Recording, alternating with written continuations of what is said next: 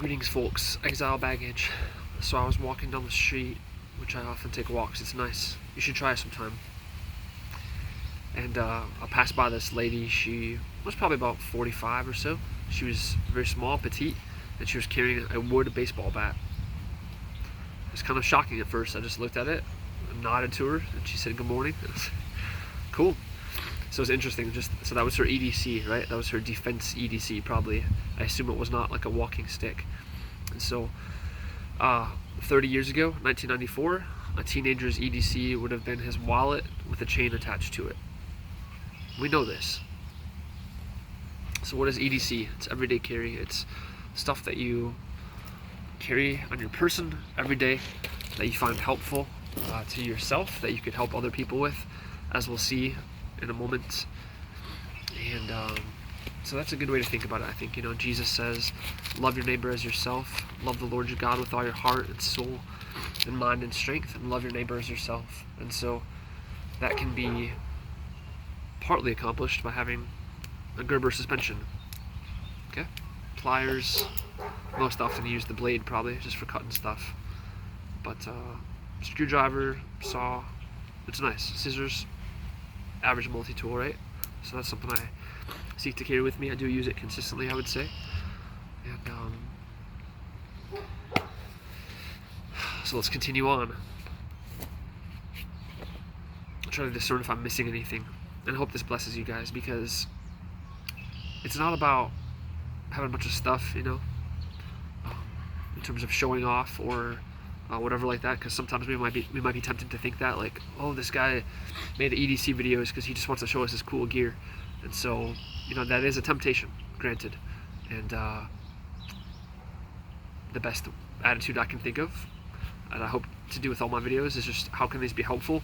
How can it help you be a better Christian if you are a Christian? Okay? So I hope that makes sense. For me personally, beard comb, keep things in order at work, etc. When you're out and about. There's a scripture that talks about being godly and dignified in every way. So there's value to that. Just go from right to left. What is this? This is Ontario Knife Company, Randall's Adventure Training, aka RAT, L-I, Ratley. Just a approximate 3-inch blade. Australian steel, made in Taiwan. Perhaps. This helps because I've lost this before, or my last knife, and it was sad because this was a decent investment. Not crazy, but decent, so I don't want to lose it. So I tied a 18-inch-ish piece of yellow paracord to it, and I can tie it to my belt loop on the other end. That is for cutting stuff, obviously. Could be defense if it had to be. But again, it's just, accomplishing tasks. It's very nice to be able to come across a problem, basically, and be able to solve it right away. Not have to be like, oh man, where did I leave my tool, or my knife's in the car, or in my toolbox, stuff like that. So EDC, everyday carry. Personally, I wear a Fairwind tactical belt. Here, you can probably see it. Yeah, the screen went dark a little bit. Not bad. It's like $15. It's nylon. It clicks like a seatbelt, and it's cool. Pretty easy on and off, which helps me to, not have my pants fall down. I also carry you could say a melee item for self-defense, as well as a projectile item for self-defense, just to have options. If possible, especially as a Christian, if you can stop someone from hurting you, they're obviously volatile. It'd be nice to be able to just stop them and not permanently maim or kill them, right? Ideally, self-defense, you want to do as little damage as possible, but even with that, there's within reason. Depends on who you ask. I'm not a lawyer, police, medical professional at all, so take all this with a grain of salt.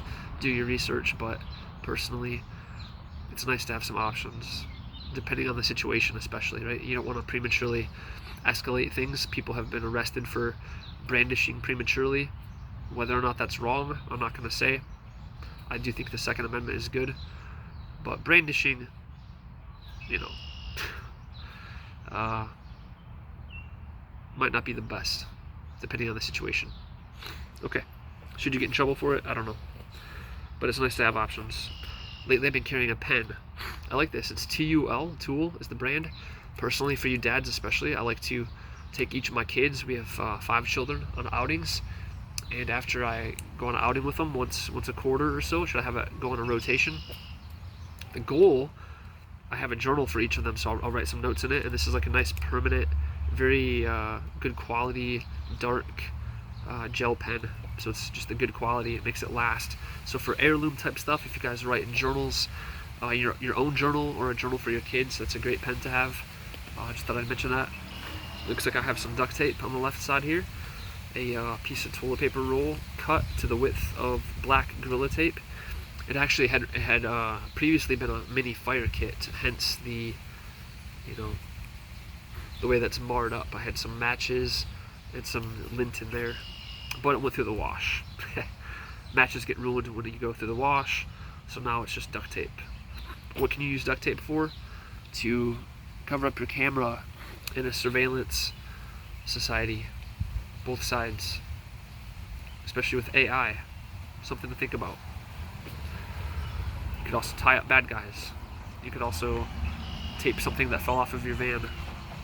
So my wife's pulling up, so I'll try to end it soon because the baby's crying. Lighter. This is sort of like a jet lighter that I got from a buddy. Yep, the baby's definitely crying, so appreciate you guys bearing with us as we keep going. I think that's pretty much it. Cash. Try to carry 120, maybe 200 bucks cash in your wallet in case of an EMP. Just mainly think about, guys, how can I be ready? How can I be helpful to other people? Love my neighbor as myself. Think about disasters, think about every day, and have an EDC. Hope this has been a blessing. Almost forgot. Flashlight. How could I forget a flashlight? Streamlight Stylus Pro, 2 AA batteries, AAA rather, pretty good. God bless you guys. Fear, wage war. I'm packed up.